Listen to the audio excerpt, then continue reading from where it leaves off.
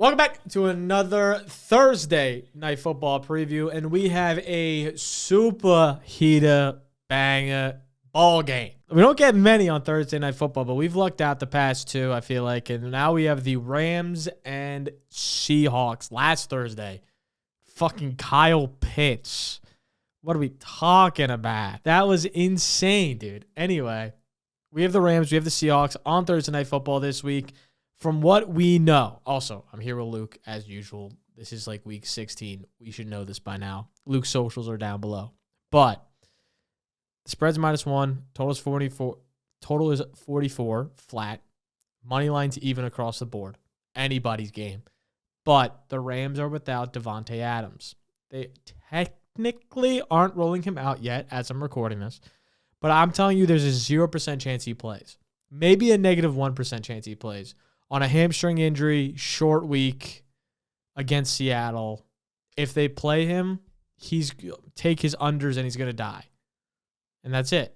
That's it. You can take over 1 ambulance rides, cash, if he plays. But I don't think he's going to. All right, Luke, how are you feeling about this matchup? How are you feeling about last week's matchup? And tell me your thoughts. Last week's matchup was cool. I shit-talked Kyle Pitts all offseason. He must have heard me and gave it all back in one game. Like we said earlier, meaningful Thursday night games this late in the season is all we want, and we've had a couple of them, so I can't complain. Yeah, no, this is awesome. Hopping straight into it, wasting no time. The one play I have in this game is I'm taking the Rams straight up to win. I normally pick a side, but the side's -1. I'm taking the Rams straight up to win this ball game. No point even taking a spread. Maybe if you take a little bit of value, -105, take -1. Doesn't really matter, but then you risk the push. So I'd rather just take the money line for the -110. I just don't think there's a team in the league, Devontae Adams or not, that can stop Sean McVay's offense right now. And I'm going to be honest, the thing that we should be complimenting more of is not the offense of the Rams, it's the defense of the Rams. The defense of the Rams are playing very, very good ball right now, and it just gets so overshadowed by Sean McVay's, I guess, just aura of offense and his scheme of offense and how well Matt Stafford's playing and yada, yada, yada. But this Rams defense is legit. This defense is better. I don't want to say better, but it's on par with the 2021 Rams defense, where it's top 5 across the board, almost every single category, #1 in multiple categories. This team is legit. And it just doesn't really get talked about because of the offense. And I'm taking them to give Seattle a run for their money. I think this is a battle of the defenses. I don't think it's going to be a super high-scoring game, which is why the total's at 44. It's not a 55-point what the Lions were last week. This game's probably going to end up being low-scoring, and I think it's going to be about the defenses. And I love the Rams' defense. I love Seattle's defense, too, and I love Seattle. But I'm taking the Rams here to win this ballgame.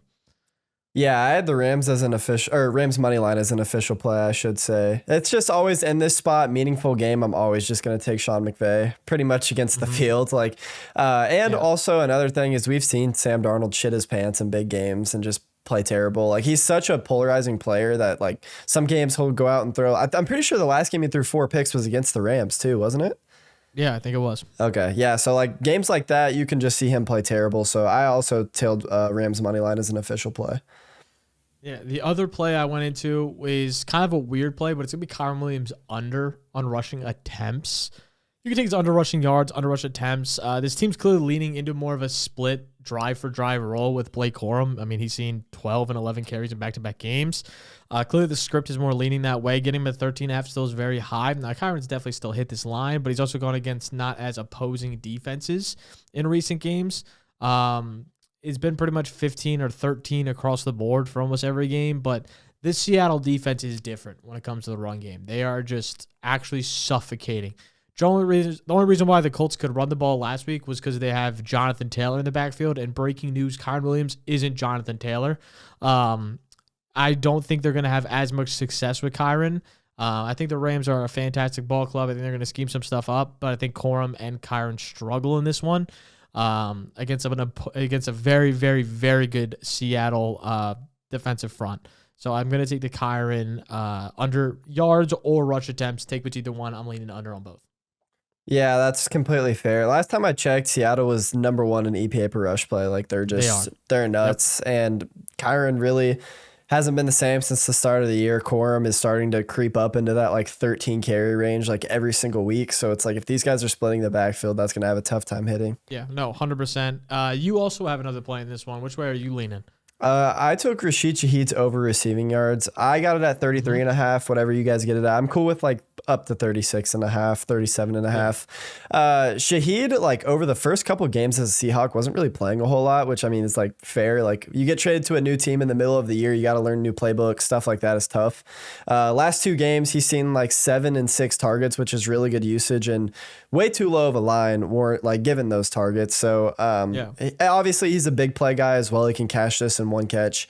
And I just think this line is way too low given his role, no matter how good the Rams defense is. Yeah, 100%. I agree. And he's definitely seen an increase in tick and is definitely seeing more of the schemed up routes where I feel like in those first few weeks he was just getting like deep shots on the sidelines or a deep post or some more of like that niche position where now I feel like he's more of an actual receiver compared to where he was. So I definitely like that spot for over receiving yards, especially if Manuel Forbes is on him. Manuel Forbes has struggled the past few games despite how much I hyped him up beforehand. If you want to take any of these plays, make sure to do so over on BetMGM. It's the best way to find them. And you also can take them using code BETS, BETS, when you sign up to $1,500 back when you deposit for the first time. So up to $1,500 back to play with pause on these plays.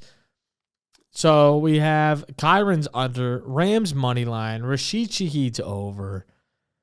This game, I think we're all scripting to go into a lower scoring Rams win. How do you think this game plays out? Like I understand we think Rams win. You also think it's going to be like a low scoring shootout in that sort of a sense? Yeah, like a 44 total for a game that has 2 pretty high-powered offenses tells me something that, like, I kind of agree with that. Like, it's going to be lower scoring. I will say one thing that was crazy to me. Matthew Stafford last week was even for 2.5 passing touchdowns, and now he's, like, heavily juiced to the under.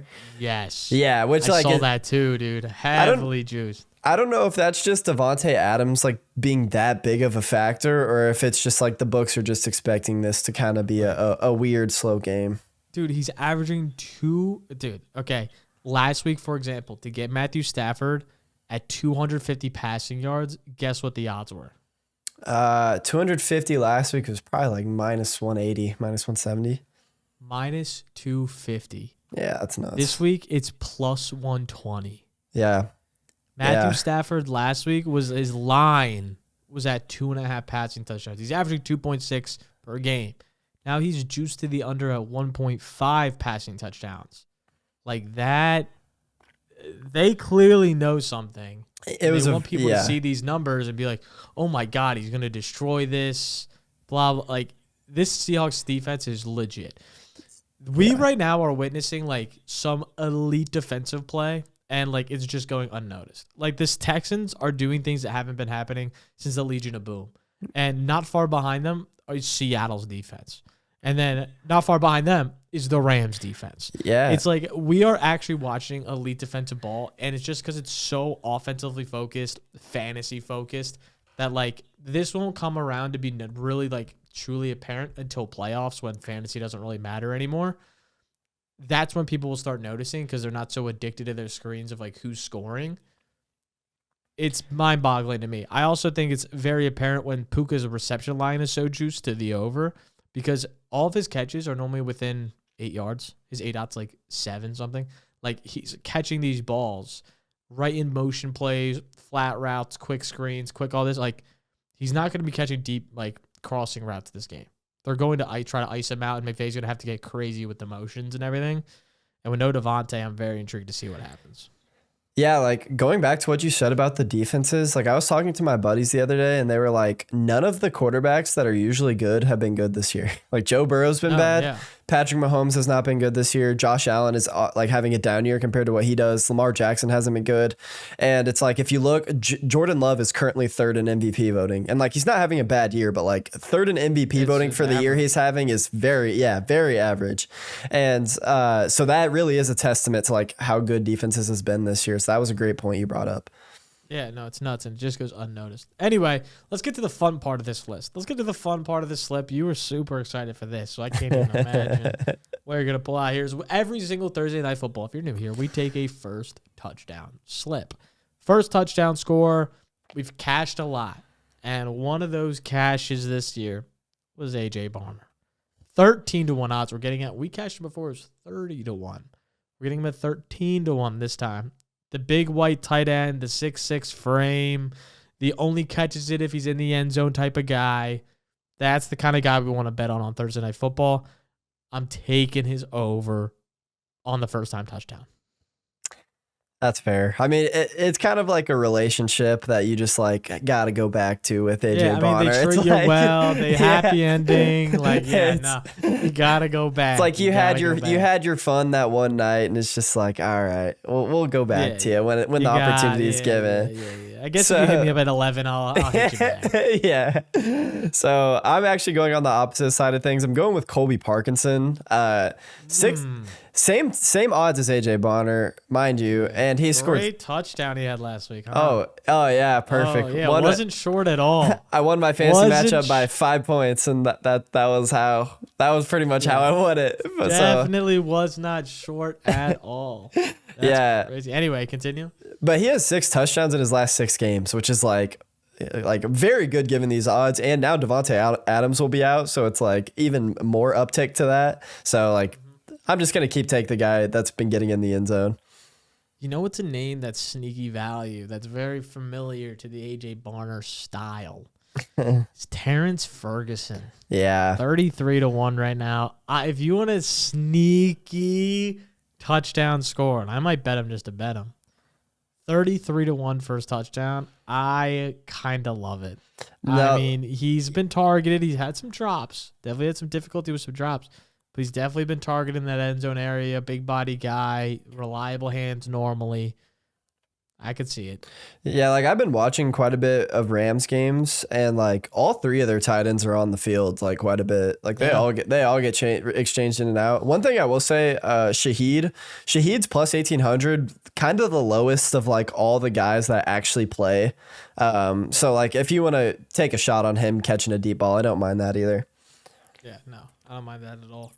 All right, that's going to be it for the show. Make sure to let us know in the comments down below what you guys are taking per usual and what first-time touchdown score you're tailing. And or if we missed one. Maybe you're taking the Rams or Seattle's defense. Who knows? Let us know in the comments down below, and we'll catch you guys next time.